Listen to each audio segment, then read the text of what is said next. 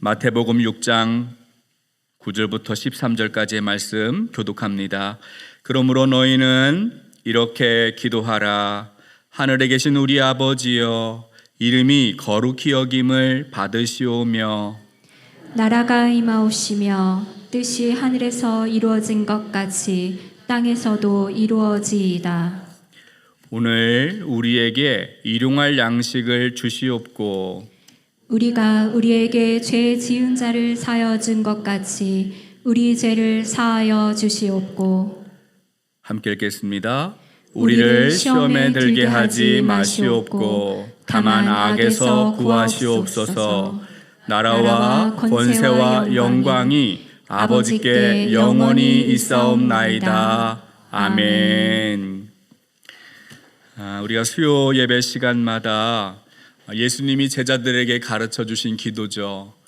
주기도문을 함께 배워왔습니다. 지난주에는 누가복음에는 없고 또 마태복음에만 나오는 하늘에 계신 우리 아버지여 라는 기도를 함께 생각해 보았습니다. 여러분, 우리의 기도를 들으시는 하나님은 어떤 분입니까? 하나님이 어디에 계세요? 방금 우리가 읽었잖아요. 하늘에 계신 우리 아버지요. 하나님이 하늘에 계십니다. 이 말은 하나님을 내 안에만 가두어 놓고 내가 원하는 대로, 내가 만들고 싶은 대로 내 마음대로 조작하는 그런 하나님이 아니고, 내가 만든 신이 아니고 나보다 크신 하나님, 나의 문제보다 크신 하나님, 전능하신 하나님을 우리가 믿고 있다라는 뜻이기도 합니다. 여러분, 또한 이 전능하신 하나님은 우리 모두의 아버지가 되십니다. 우리의 아버지여, 이렇게 기도했잖아요.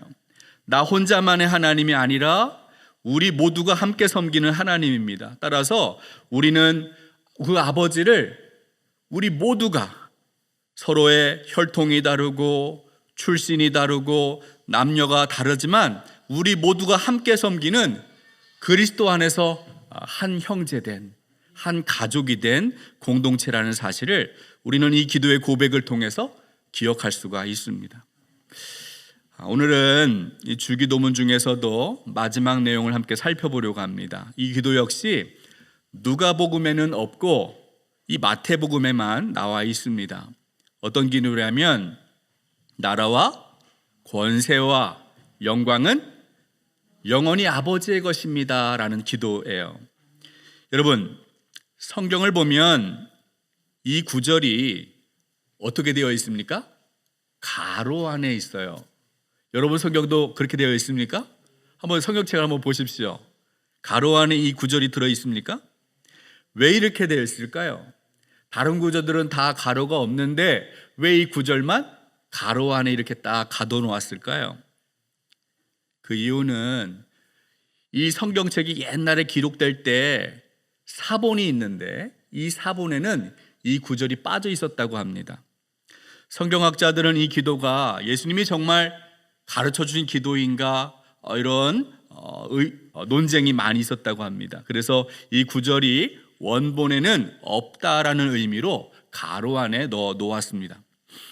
예수님이 직접 가르쳐 주신 기도는 아닐 수 있지만 마지막의 기도에서 우리가 하나님의 주권적인 통치를, 그리고 모든 영광이 아버지 하나님께 있다라는 고백을 한다는 것은 매우 중요합니다. 옛날 성경을 보면 이 기도 앞에는 대개라는 표현이 있었어요. 대개 주님의 나라와 권세와 이렇게 시작을 하죠. 이 대개라는 말은 왜냐하면 이런 뜻을 가지고 있습니다. 예수님이 가르쳐 주신 이 기도를 여러분, 우리가 담대하게 믿음으로 기도할 수 있는 이유가 무엇일까요? 왜냐하면 그의 나라와 권세와 영광이 하나님의 것이기 때문에 그래요. 영원하신 우리 아버지의 것이기 때문에 우리가 그 믿음을 가지고 이 주기도문을 담대하게 고백할 수 있다는 거예요. 여러분, 이 기도를 보면 중요한 단어 3가지가 있습니다.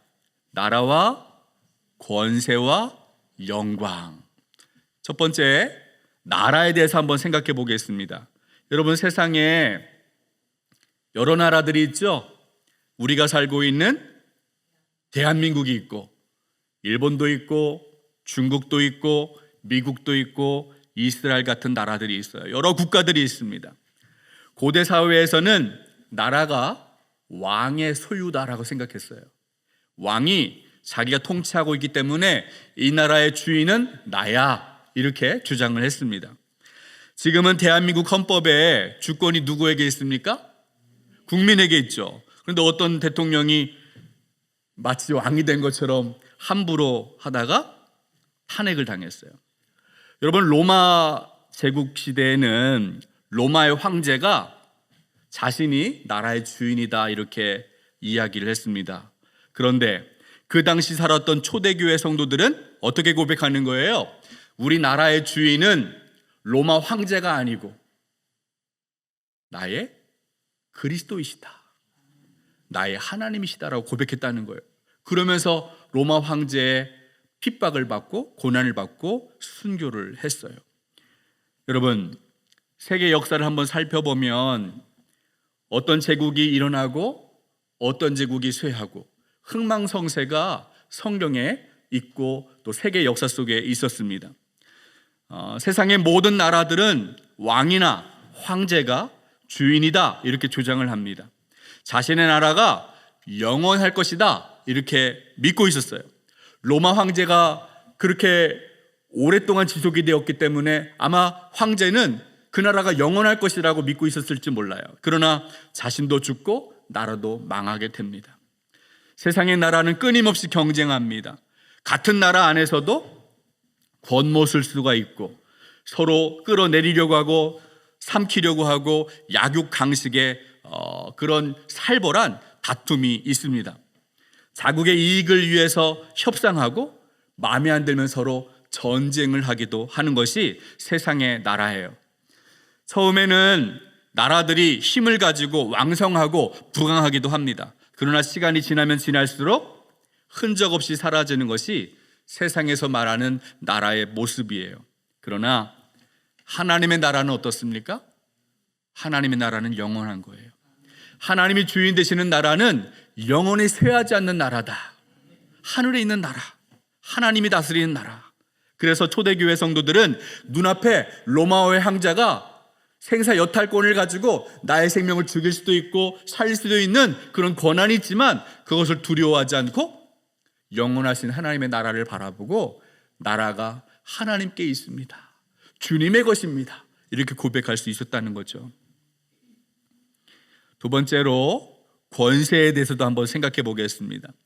여러분, 고대에는 권세가 왕이나 귀족의 전유물이었어요.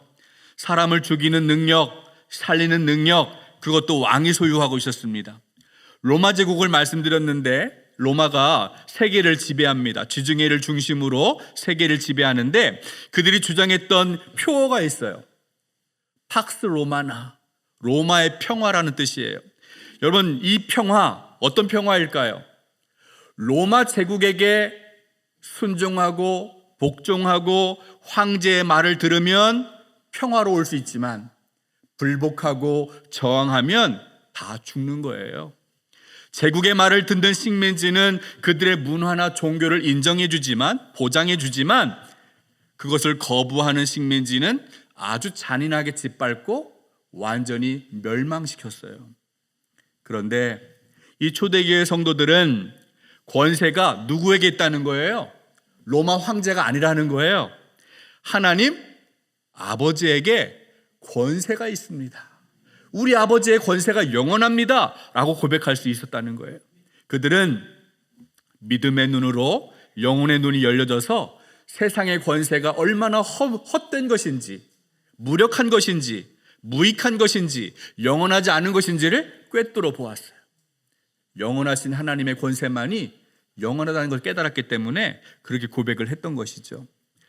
여러분, 회사나 군대 생활을 해본 사람은 직급이나 계급의 권세를 경험합니다.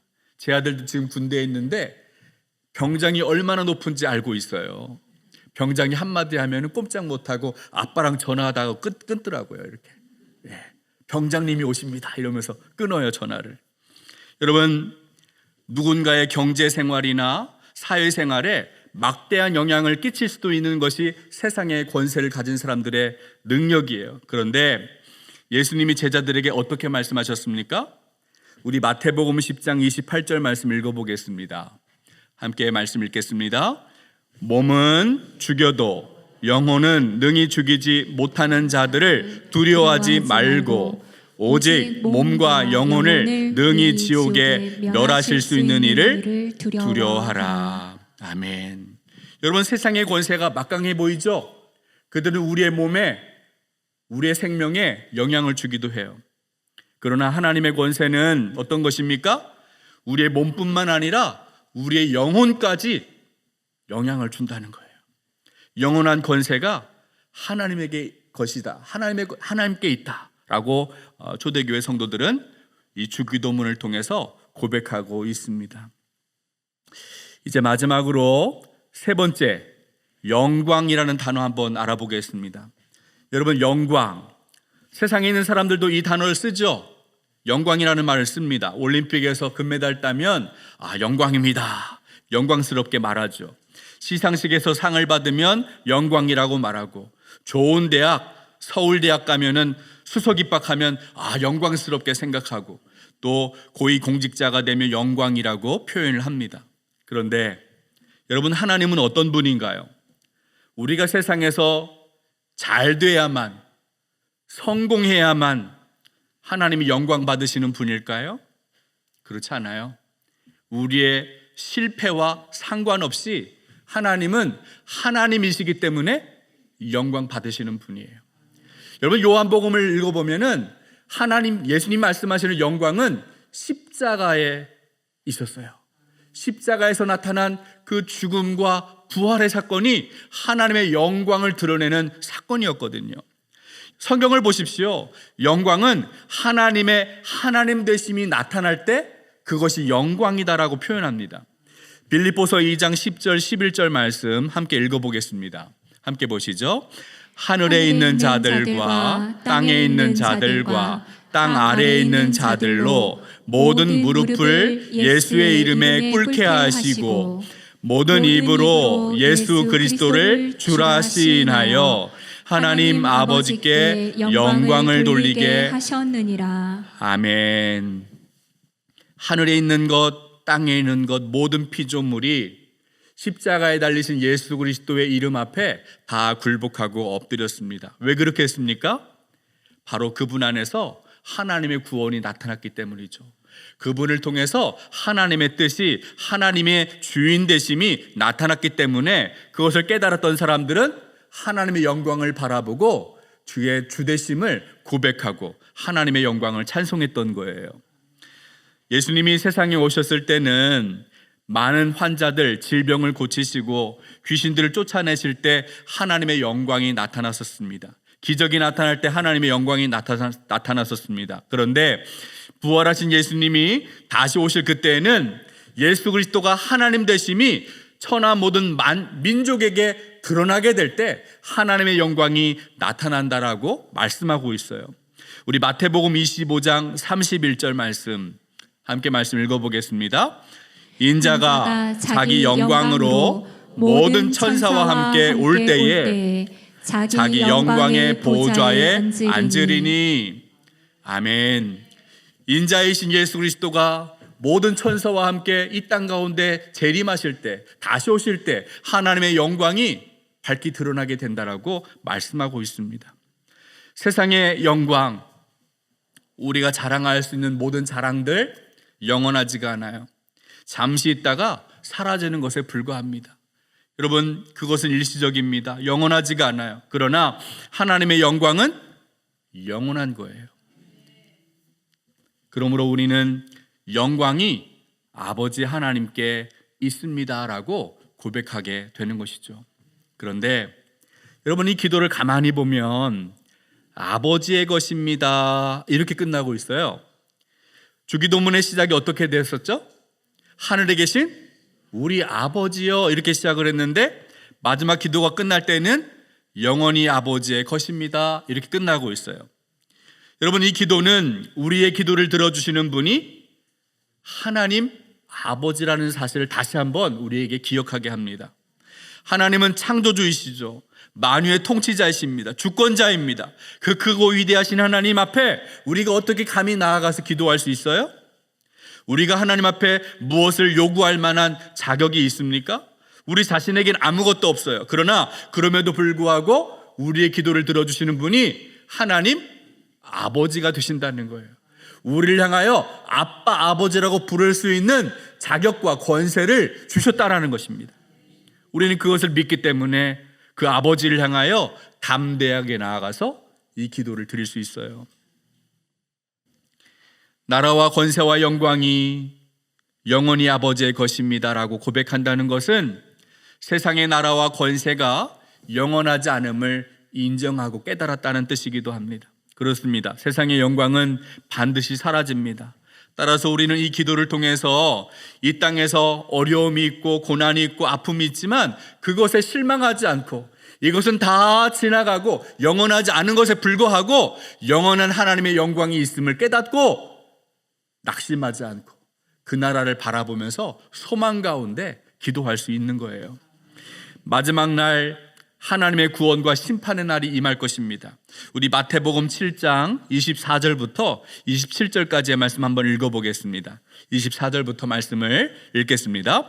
그러므로 누구든지 나의 이 말을 듣고 행하는 자는 그 집을 반석 위에 지은 지혜로운 사람 같으리니 비가 내리고 창수가 나고 바람이 불어 그 집에 부딪히되 무너지지 아니하나니 이는 주추를 반석 위에 놓은 까닭이요 나의 이 말을 듣고 행하지 아니하는 자는 그 집을 모래 위에 지은 어리석은 사람 같으리니 비가 내리고 창수가 나고 바람이 불어 그 집에 부딪히매 무너져 그 무너짐이 심하니라. 아멘.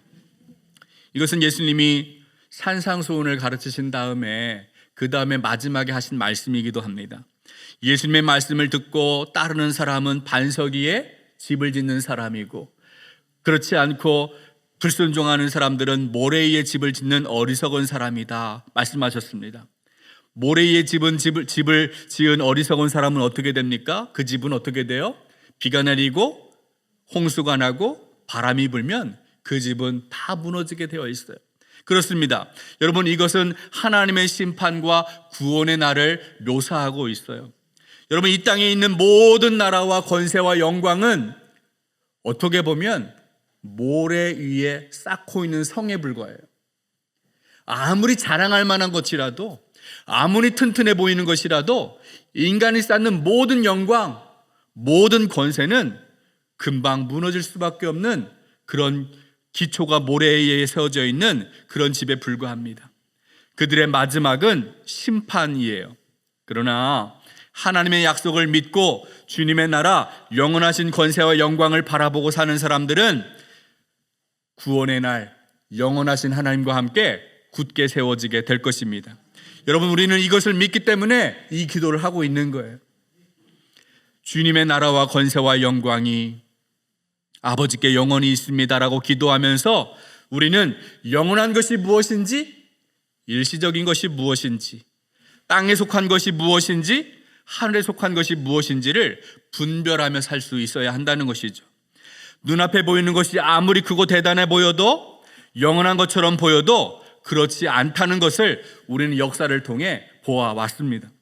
세상에 속한 것, 그것들이 우리의 마음과 생각을 빼앗고 유혹할 때마다 우리는 이 주기도문을 통해서 하늘에 있는 것만이, 하나님께 속한 것만이 영원한 것임을 다시 한번 기억해야 하고 그런 유혹들을 물리쳐야 하는 것이죠. 인생에서 어렵고 힘들고 답답해도 절망하고 낙심할 때마다 우리의 소망이 이 땅에 있는 것이 아니라 영원한 하나님의 나라에 있음을 기억하고 그 소망 가운데서 기도하는 것이 바로 이 기도가 우리에게 가르쳐주는 말씀이라는 거예요.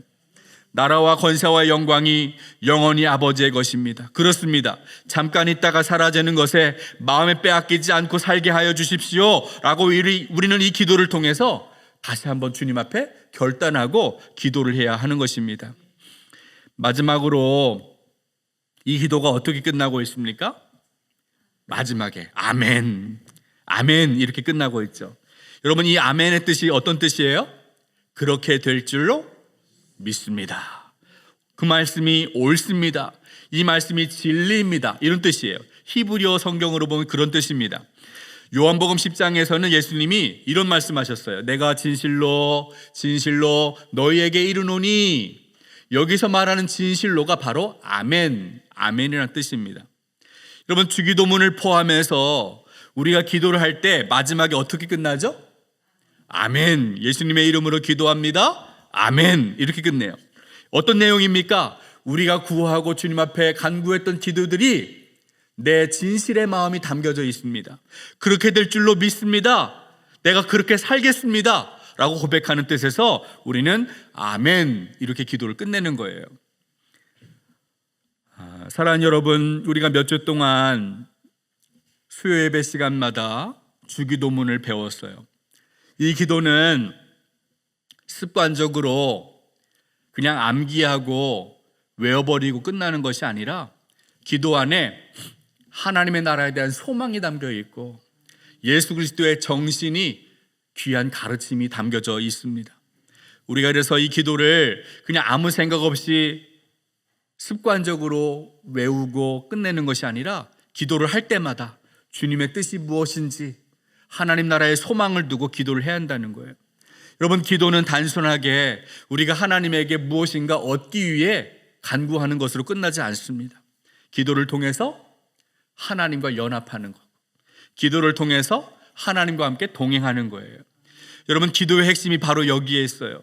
우리가 하나님의 뜻대로 기도할 때 하나님은 우리에게 자신을 선물로 주시는 거예요. 무엇을 눈앞에 보이는 돈을 받고 건강을 받고 어떤 물질을 받고 해서 우리가 기도를 통해 얻는 것이 아니라 하나님이 독생자 예수 그리스도를 주셨고 하나님이 자기 자신을 아낌없이 우리에게 내어주셨어요. 그 이상 무엇을 더 바랍니까? 하나님이 하나님의 모든 것을 주셨는데요. 예수님이 가르쳐 주신 이 기도회를 기준으로 삼아서 기도할 때 우리는 하나님의 나라와 그의 의를 구하는 기도로 성장할 수가 있어요. 이런 은혜가 오늘 여러분에게 있기를 주님의 이름으로 축복합니다.